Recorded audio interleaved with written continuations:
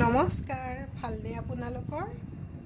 আজি মই লৈ আহিছোঁ আপোনালোকলৈ এটি আলু পটলৰ ৰেচিপি আৰু এই ৰেচিপিটি খাবলৈ খুবেই টেষ্টি হয়। আপোনালোকে বনাই চাবচোন। আৰু যদি মোৰ ভিডিঅ'টো চাই ভাল লাগে তেতিয়াহ'লে লাইক কমেণ্ট কৰিব আৰু মোৰ চেনেলটি ছাবস্ক্ৰাইব কৰি দিব। আৰু এতিয়া বলক আমি যাওঁ পাকঘৰলৈ। গাইজ, এয়া আলু পটলৰ চব্জি বনাবলৈ মই লৈছোঁ পটল কেইটামান, আলু 2টা, বিলাহী 3টা, পিঁয়াজ 3টা, নহৰু কেইফুটামান, আদা অলপ আৰু কেঁচা জলকীয়া অলপমান, চয়াবিন। এতিয়া আমি পিঁয়াজ, বিলাহী, আদা, নহৰু আৰু জলকীয়াখিনি মিক্সিত পিচি ল'ম। এয়া মই পটলখিনি কাটি ল'লোঁ। এটা পটল 3 টুকুৰাকৈ কাটিছোঁ আৰু আলুখিনিও কাটি ল'লোঁ আৰু চয়াবিনখিনি ধুনীয়াকৈ ধুই লৈছোঁ। আৰু এয়া মিক্সিত পিচি ল'লোঁ। গাইজ, এয়া মই কেৰাহীখন গৰম হ'ব দিছিলোঁ আৰু এতিয়া দিম তেল অলপ সৰহকৈ দিব, কাৰণ প্ৰথমতে আমি পটলখিনি ভাজি ল'ম, তাৰপিছত আলুখিনি, তাৰপিছত চয়াবিনখিনি। এয়া তেলখিনি গৰম হৈছে আৰু এতিয়া ইয়াতে দি দিম পটলখিনি।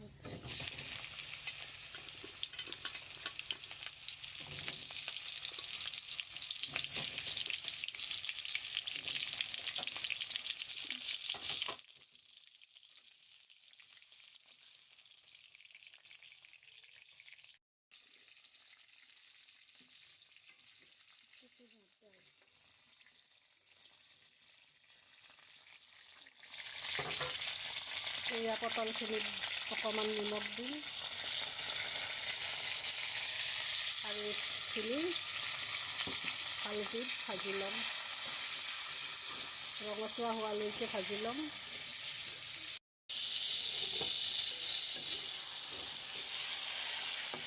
ইয়াত দিম অকণমান হালধি গুড়ি,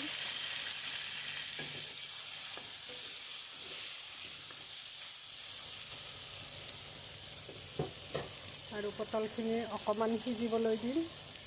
এতিয়া এখন ঢাকন দি দিলোঁ।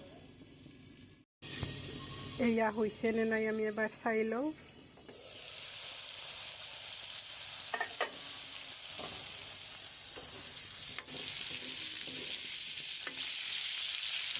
হ'ব আৰু ৰঙচুৱা হৈছে, অকণমান লাৰি দিলে হ'ল আৰু।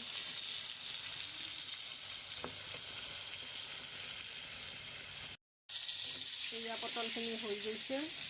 এতিয়া পটলখিনি আমি উলিয়াই ল'ম।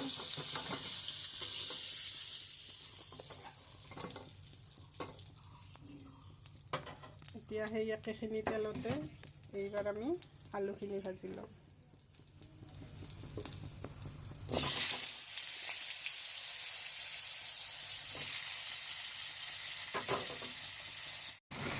এয়া আলুখিনি হৈ গৈছে, অকণমান বেছিকৈয়ে ভাজা হ'ল, কথা নাই তথাপিতো। এয়া পটল আৰু আলু ভাজা হৈ গৈছে। এতিয়া এইখিনি তেলতে দিম মই চয়াবিনখিনি।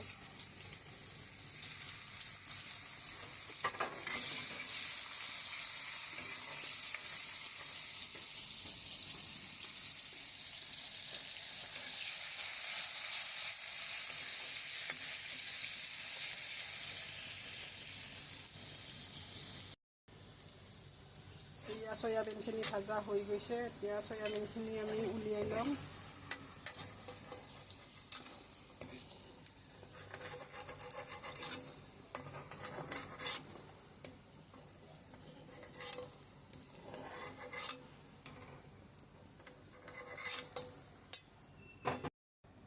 এয়া ভাজিখিনি এতিয়া থৈছোঁ। এতিয়া সেইখিনি তেলতে আমি দিম অকণমান জিৰা, 2টা কণপাত আৰু দিম এটা শুকান জলকীয়া।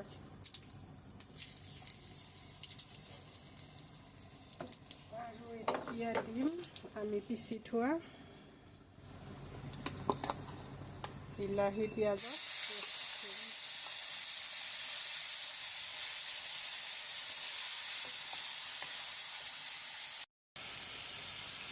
বিলাহীৰ পেষ্টখিনি আমি ধুনীয়াকৈ ভাজি ল'ম যেতিয়ালৈকে পানীখিনি শুকাই নাযায়। এতিয়া এইখিনি অলপ সময় আমি ঢাকন মাৰি ভাজিবলৈ দিম।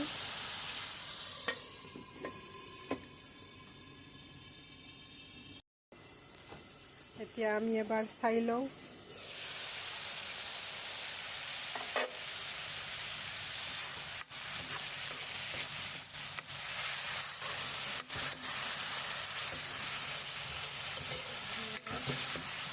ভাজিব লাগিব আৰু অলপ দেৰি। এয়া চাওক, বিলাহীৰ পানীখিনি ধুনীয়াকৈ শুকাই গৈছে। এতিয়া আমি ইয়াতে দিম অকণমান নিমখ আমি আগতে ভাজোঁতেই আলু আৰু পটলত নিমখ দিছোঁৱেই, অলপ সোৱাদ অনুসাৰে দিলে হ'ল আৰু। এয়া নিমখ দিলোঁ, এয়া হালধি গুড়ি,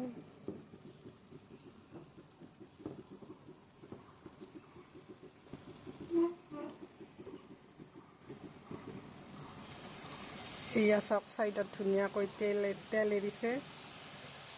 অকণমান সময় আমি এতিয়া লৰাই দিম।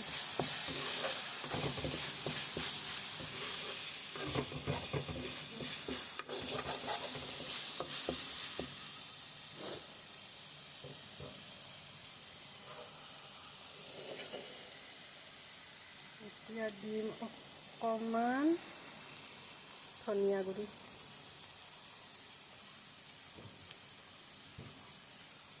অকণমান দিলোঁ জিৰা গুড়ি, আৰু আপোনালোকে কালাৰৰ কাৰণে কাশ্মীৰী মিৰ্চটো দিব পাৰে, আৰু যদি জলকীয়া খাই বেছি ভাল পায় লাল মিৰ্চটোও দিব পাৰে। মই অকণমান কাশ্মীৰী মিৰ্চ দিছোঁ।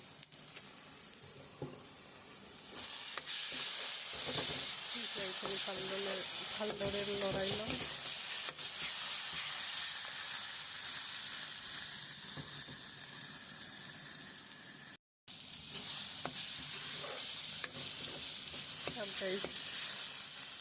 এইখিনি ধুনীয়াকৈ ছাইডৰ পৰা তেলবিলাক ওলাইছে। এতিয়া আৰু ইয়াত পানী নাই।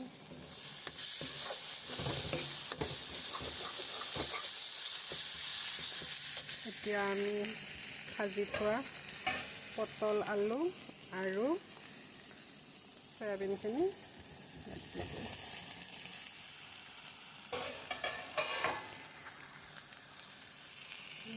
আমি ধুনীয়াকৈ মিক্স কৰি লওঁ।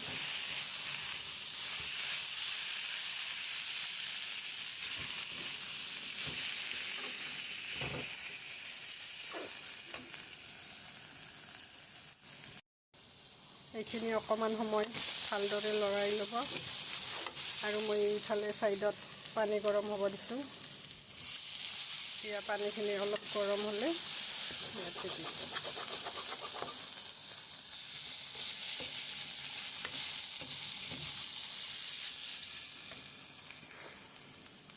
এতিয়া এইখিনি হৈ গৈছে, এতিয়া পানীখিনি দি দিম।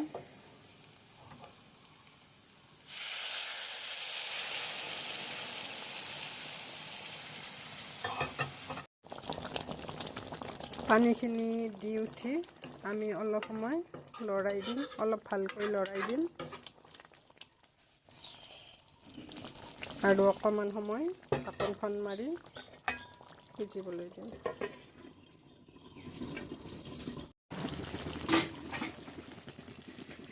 এতিয়া গৰম মছলাখিনি দি ল'লোঁ, আৰু এতিয়া অলপ সময় উতল আহিবলৈ দিম। এয়া চাওক ধুনীয়াকৈ উতল আহিছে। এতিয়া হ'ব আৰু অকণমান লাৰি দিছোঁ।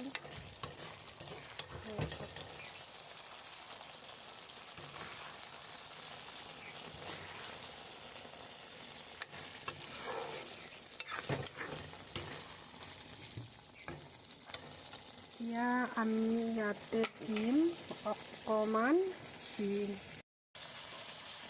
এয়া দিছোঁ 1 চামুচ ঘি। ঘিটো অপশ্যনেল হয়, আপোনালোকে যদি খাই ভাল পায় দিব। ঘি দিলে টেষ্টটো আৰু বাঢ়ি যাব।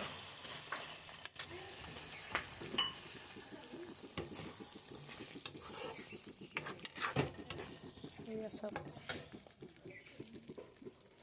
এতিয়া হৈ গৈছে আৰু আমি গেছটো অফ কৰি দিম। এয়া হৈ গ'ল, মই এটা বাতিত উলিয়াই লৈছোঁ। এয়া চাওক, আৰু চাই কেনেকুৱা লাগিছে জনাব, আৰু আপোনালোকেও বনাবচোন।